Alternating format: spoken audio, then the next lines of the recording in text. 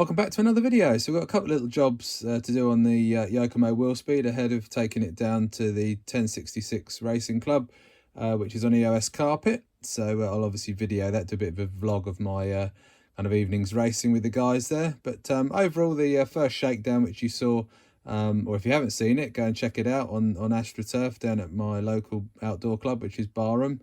So yeah, the car went well, it didn't let me down, and got a couple of little bits to do to it. So the first thing we're going to do is put a alloy servo horn on it. Just had the stock plastic one on it, but because indoor race is pretty fast and furious, we'll beef that area of the car up. And then the main point of the video is we're going to put this TWR anti-roll bar mount on the car. So this will kind of replace this area on the car, so it'll all come clear when we start pulling it apart. Just need to do one little modification to it and bend the roll bar slightly, but I'll show you a couple of photos from SEMCS's website, and then we'll get this fitted up. It should look a bit neater than the current solution.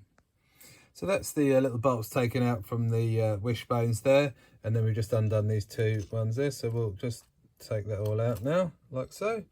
And what we need to do now is take off this little brace here, and then basically the roll bar gets sandwiched between these two and then bolted back down onto the D block. So we'll strip that apart now and then get the roll bar bolted down. Then we'll have to fit some of these shorter links and also bend the roll bar slightly, but I'll show you that in a sec. So what I've had to do is the to get the roll bar mount to basically bolt down onto the D block, we're going to use the these inside holes here rather than the outside ones, which the stock one locates in. So just to give us some thread clearance, I've put some M3x6 up under the chassis into the D block, and then on the actual roll bar mount itself, I've swapped out these M3x6 for M3B8, so we've got enough thread sticking out there basically to bolt down into there. So the next thing we need to do is I've taken these little balls out here out of the original roll bar mounts, so they'll need to clip into these, and then what we'll need to do is take these off and then bend the roll bar at a kind of 90-degree angle here, and then I'll show you that once I've done it off camera, and then basically we'll get everything bolted up back on the car.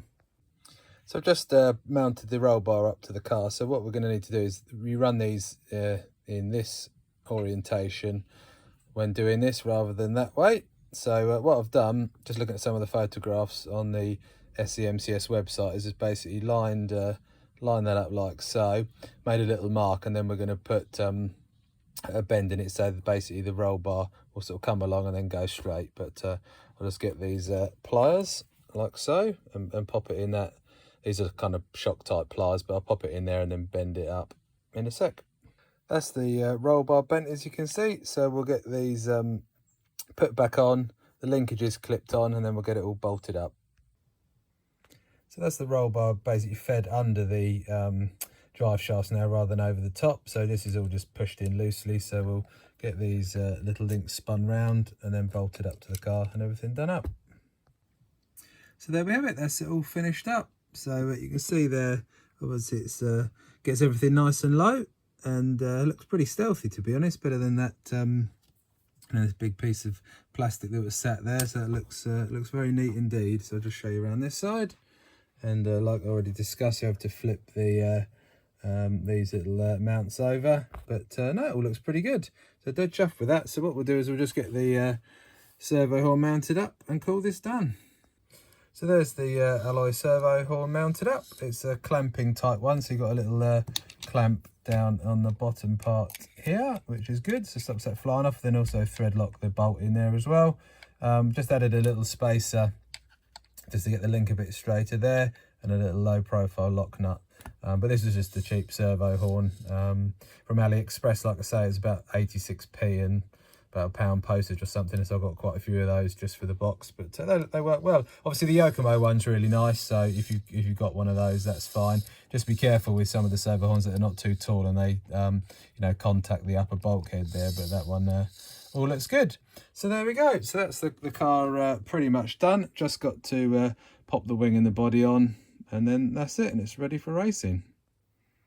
So there's the car all finished up and ready to go to the racetrack now with its new couple of parts added. So there we go, have it. So Next thing I need to do, these are just going to be for practice. These tyres are pretty much shot, but they'll just be good just to turn a couple of laps when we get there. And I'm also going to try some of the new Schumacher front tyres on the car as well. I've heard good feedback from a couple of guys that have raced at 1066, so we'll get some of those on order, get some fresh cactus for the rear, and then we'll give the car a good blast round and hopefully have a good result. I haven't raced in on carpet since last winter, so it's going to be a bit of a shock to the system, but we'll have a good go, and main thing is going to have some fun. Anyway, thanks for watching, and I'll probably see you trackside unless I do another video on one of my many cars beforehand. So thanks for watching, and I'll catch you guys soon.